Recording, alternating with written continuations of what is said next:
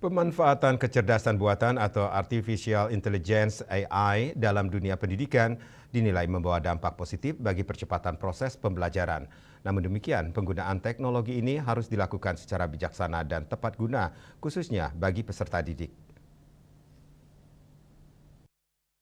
Menurut Kepala SMA Negeri 1 Kuta Imade Krida Laksana mengatakan, Artificial Intelligence atau AI merupakan suatu inovasi yang sangat baik karena dinilai mampu mendukung proses pembelajaran di era digital. Meskipun begitu, ia menekankan bahwa para siswa tetap membutuhkan bimbingan dan arahan agar dapat menggunakan AI secara benar dan bijaksana, agar tidak menyimpang dari tujuan utama pembelajaran.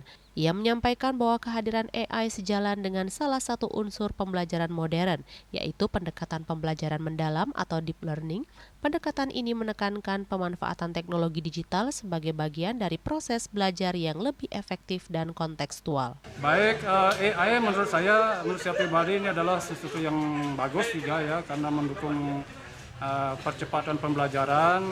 Akan tetapi anak-anak kita perlu juga dibimbing, diarahkan sehingga dia bisa menggunakan AI secara bijaksana, secara benar, sehingga tidak melakukan hal-hal yang memang tidak kita butuhkan dalam pembelajaran. Mungkin AI dalam pengertian positif untuk pembelajaran sangat perlu menurut saya di era digital ini.